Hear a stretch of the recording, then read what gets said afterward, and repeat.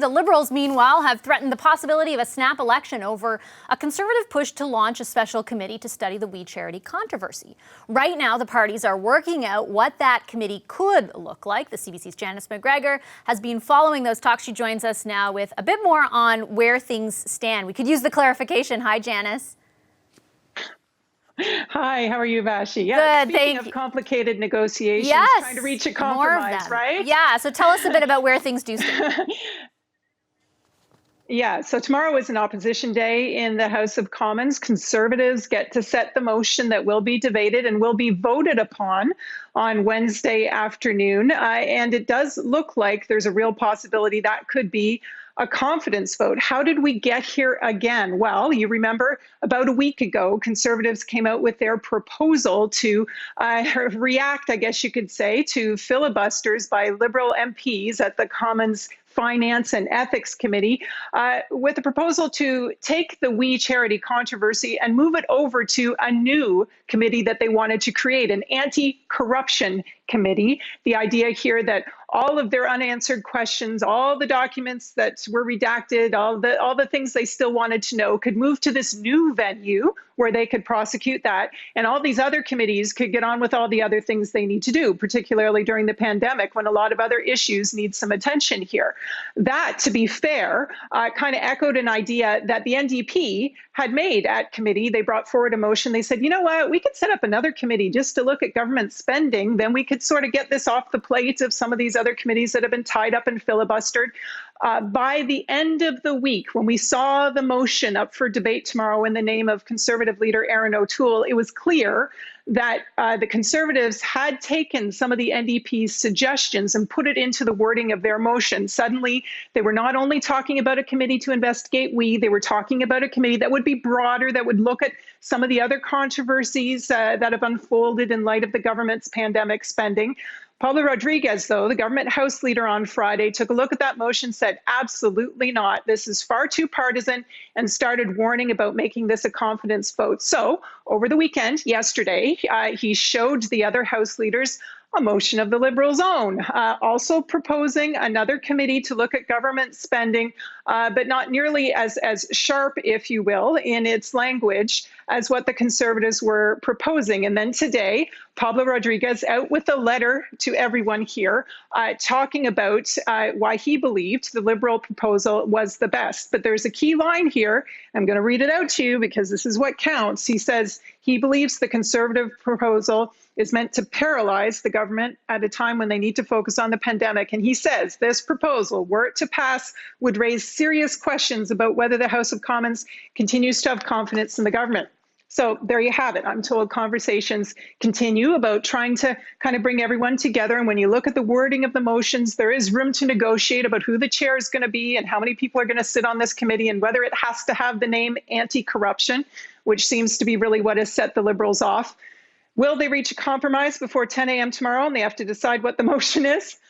Stay tuned. I'll see you tomorrow morning on that, Vashi. Yeah, and we have Jagmeet Singh, the leader of the NDP, coming on a bit later. I'm going to ask him about this for sure. I just wanted to also get your perspective on one other thing, because obviously this all involves the We Charity. There's some new documents that they released today. The Prime Minister also released some new information, or some information, I guess, not entirely new. What can you tell us about that? Yeah, at the 11th hour, on the eve of this confidence vote, amid criticism that they're trying to hold back information, suddenly two big disclosures, one from the government itself, similar to a disclosure Justin Trudeau made back in 2013, a list of all the money he made as a professional public speaker from 2006 through to 2012 when he turned his focus on being Liberal leader. An interesting read for those who missed it 7 years ago when it first came out. Interesting to see his stock rise, going from getting paid $5,000 a speech to $20,000 a speech. But the bigger disclosure, and the one that caught my eye, came from We Charity. Remember on July 28th when the Kielburgers were up testifying, they kept saying, can you send us that? Can you give us more information, right? Finally, after all this time, like what is that, 2.5 months ago, Vashi? They're finally answering the Finance Committee's questions, giving us some new documents, letting us have a look at things. And I started going through it. And lo and behold, their numbers are contradicting what they told us earlier when it comes to members of the Trudeau family and how much they were paid in speaking fees and how much they were reimbursed and how many different appearances they made. I've tweeted this all in, and you can look it up in my feed if you want to see the discrepancies in the numbers. But suffice to say, they don't seem to have their story straight in terms of their paperwork. We is now contradicting its own testimony and the stuff it told the media back in July. Where does that leave everybody's credibility? I don't know. Does it matter if the numbers are a bit different? I don't know. But are you left feeling like someone still isn't being quite straight with you?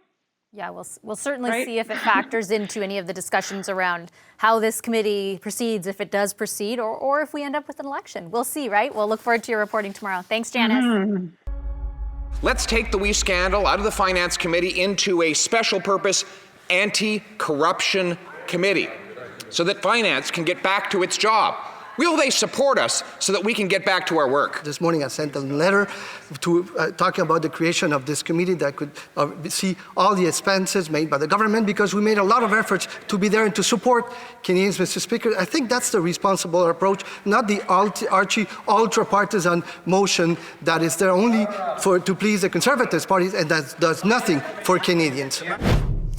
The standoff continues between the government and opposition over a special committee to either continue investigating the WE controversy or oversee all government spending programs in the pandemic. If the government can't convince the NDP to back its idea, the House will vote on a Conservative motion likely to set up an anti-corruption committee run by opposition MPs. The government has suggested that they would make that a vote of confidence. Will someone blink? I'm here with the power panel, Nigand, Yolande, Melissa, and Brad. Brad, I'm going to start with you. I just want to make sure, this is a kind of complicated one that I had to make sure I understood today, but just for our viewers quickly, there's basically three proposals out there. The Conservatives want this anti-corruption committee, which would be very much focused on WE, and they're asking for things like the unredacted documents, because there's tons of redactions in the documents that have been provided, and then records for speaking engagements for Justin Trudeau, the Prime Minister, as well as his mother and his brother. The NDP says, we're willing to drop the mother and brother records, and we'd also like this committee to look at more than just we'll take a look at all the pandemic stuff. The Liberals say, okay, we're kind of proposing that, but it's going to be a Liberal majority on the committee. That's where we're at right now, which kind of brings us to this potential showdown tomorrow. How do you think it ends up playing out, Brad? Man, I was on Parliament Hill for 10 years. 7 of them were in minorities, and it's days like today where I really miss the old days in minority parliaments, because that's good stuff for process or procedural nerds like me. This is what gets you up in the morning. Clearly I think that the adults in the room, the New Democratic Party, make a good point.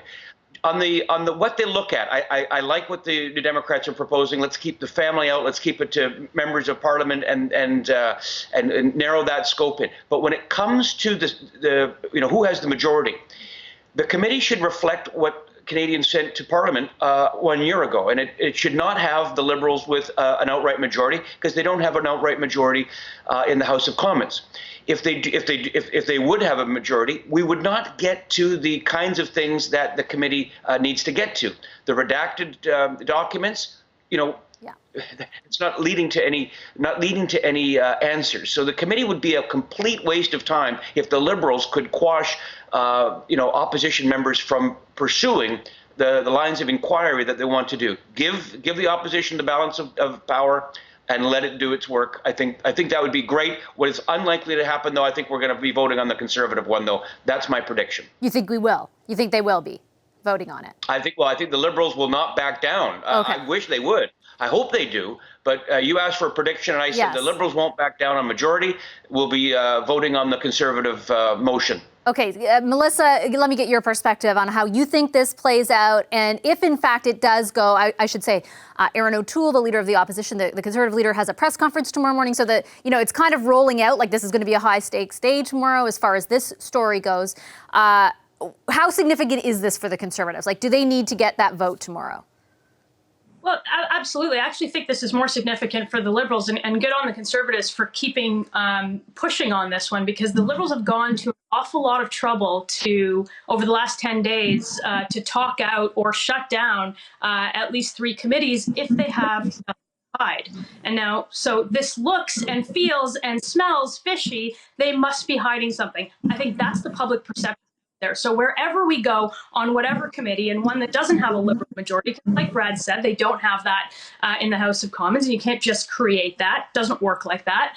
That you need to get to the bottom of what happened in We. And again, good for the Conservatives for staying on this, because I think at the end of the day, Canadians still don't know, or the $900 million that was part of this has still not gone to students. And there seems to be a lot of things under black markers that are hidden in those documents. So Yolande's facial expressions during Brad and Melissa's comments lead me to believe she's not convinced about the arguments the opposition are putting forth. So how do you think the Liberals are going to approach this? Do you see more of the same? Like, are they going to concede that maybe it shouldn't be a Liberal majority on the committee, or do you expect that they'll kind of force the issue? Well, I don't know what, I can't say what I would expect, but I would suggest, here, I'll put it that way, that if there were a pathway to an entente with the NDP, that they should take it. I think that should be priority number one, if that's possible. I think that I understand Brad thinks that that's unlikely, but I think that would be in their interest to be able to try to find a way to do that, so that Aaron O'Toole can't get up. See, they're hiding something. They don't want to be able to give something. So every time you're in a minority government and you're in a situation where you can show that you're giving, you're compromising, I think that can be a positive thing. That being said, the reason why maybe you captured some facial expressions is, as much as I've been pretty vocal about the fact all summer that this is obviously a vulnerability for the government, but this whole dynamic of the name of the committee and who's going to do what, and it's corruption and this and that, I feel like this is a total Ottawa bubble thing and is really out of the priority of Canadians at this point. And I'm not saying that Justin Trudeau and the government don't have to answer questions as to all this thing, but the way that they're going about it, specifically Conservatives, and with respect to calling it corruption and the marketing of it, there is a risk that at some point, when you squeeze in that lemon, there's no more juice left, and it could backfire. And this whole discussion, it seems like I think we're heading in that direction, and I would be a little bit careful about that. Yeah, I take that point, but I mean, it's not just the opposition parties playing politics. If you've watched any of the committees taking place, which I know millions of Canadians have, they'll see to what Melissa pointed out, which is Liberals filibustering, essentially talking about things that have no relevancy whatsoever for hours and hours. That I think at the bottom line is, yes, this is very much something that's occurring in Ottawa. But Nigan, at the end of the day, this is a controversy that directly impacted the perception Canadians have of the ethics of this government, whether they've made their decision or not. And the fact that there are still redacted documents, which the law clerk here on Parliament Hill has said are very redacted, maybe even too much, or to a greater degree, shows that there might be something else here. I'm not prejudging it. I have no idea. But there is a wider story outside of Ottawa that did have a big impact. It certainly could not going forward. But, do you just give up kind of thing? Well, I mean, I think the real issue here is that the We Charity scandal has been the number one thing that's taken away from the government's record on the pandemic, which has been generally positive and generally got them to good results and popularity amongst Canadians.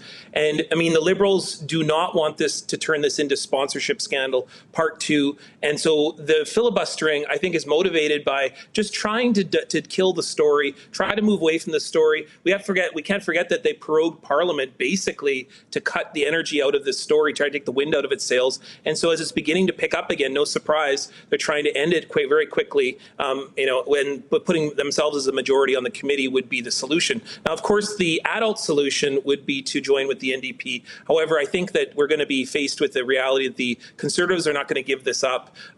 They're trying to turn this into a full court press on the issue of corruption and try to attach corruption to the Liberal government at any turn, because that's the only way that they've been able to get any sort of energy during this entire pandemic. But it's also might come back to hurt them. I mean, does anyone remember Mike Duffy? I mean, the whole situation with the Conservatives of an anti-corruption committee would certainly have exposed the Harper government to some serious issues. And I mean, I think it's rather ironic that here we have the conservative opposition calling for corruption committees when they themselves wanted nothing more than for that story to go away. So, I mean, it's one of those funny Ottawa moments where we've got a lot of politics being played, and at the end of the day, it also takes a lot of energy off the issue of the pandemic. Yeah, I think the bigger risk right now for the opposition is if, in fact, there is no widespread evidence of corruption, if those redacted documents are finally provided. And I understand completely the argument to provide them, but if they're provided and they don't show, widespread evidence of what opposition parties say happened, that could be problematic. Hi, I'm Vashi Capellos, host of Power in Politics. See more of our show by subscribing to the CBC News channel or click the link for another video.